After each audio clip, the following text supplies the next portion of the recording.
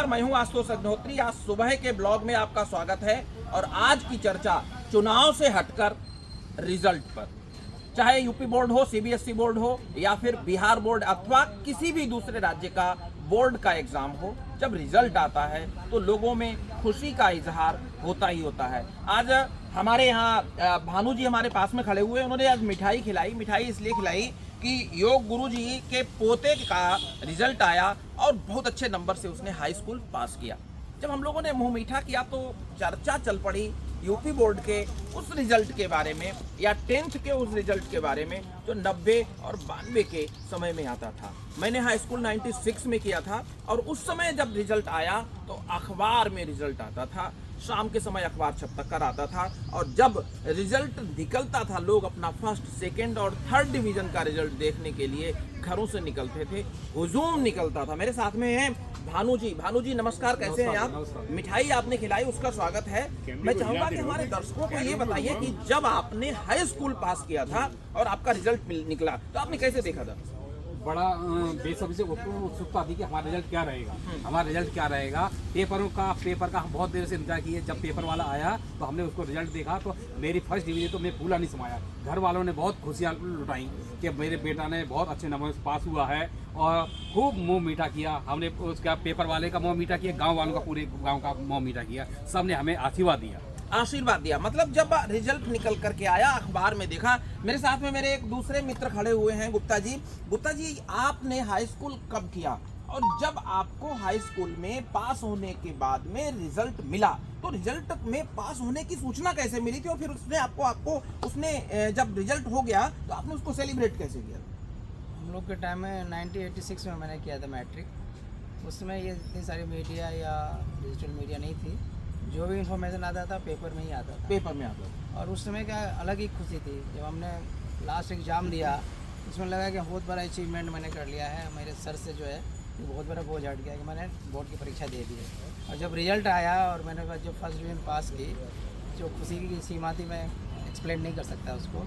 और जो भी इन्फॉर्मेशन मिलता था वो पेपर के थ्रू ही आता था। पेपर शाम के टाइम में आता था और हम लोग रिजल्ट देखते थे। फिर बाद में रिजल्ट वाला अखबार शाम के समय आता था। और सबसे बड़ी बात यह है कि दुकानों पर छोटी छोटी किताबें बिका करती थी, उस समय स्टॉल हुआ करते थे, लगती थी और कुछ पैसे लेके सब लोग अपना अपना रिजल्ट देखते थे। रिजल्ट के बाद में पैसे लेते थे। डिवीजन के हिसाब से। फर्स्ट क्लास आते तो उसका अलग पैसे लेते थे, सेकंड क्लास के अलग पैसे, और जो फेल हो जाते तो लोग कोई रंजीत जी, आप पहली बार पास हुए थे, फेल हुए थे? नहीं, हम तो पास पहली बार में हुए थे। सबूत के तौर पर अभी वो पेपर में संभाल कर आपने पेपर संभाल कर रखा है। तो सबसे बड़ी बात ये जिस देखिए, पेपर में हमारा रिजल्ट निकला था वो पेपर हमारे पास अभी। तो आपने हाई स्कूल कब किया था? हम 98 में। 98 में आपका हाई स्कूल हुआ, 96 में मेरा हाई स्कूल हुआ। और जब हाई स्कूल का रिजल्ट मेरा आया था, शाम को 7-7:30 बजे सूचना आई कि यूपी बोर्ड का रिजल्ट निकल गया है। और फिर कानपुर से अखबार छपकर आता था। फर्रुखाबाद की जो दूरी थी कानपुर की, वो करीब 160 किलोमीटर दूर है। अब रात में अखबार आया, अब कोई साधन नहीं हुआ करता था, रोडवेज बस पर, वहां से बस पर बंडल रख दिया जाता था। और जब बस अड्डे पर आती थी तो 300, 350, 400, 500, 5000 तक की बच्चों की भीड़ वहां पर इकट्ठी हो जाती थी।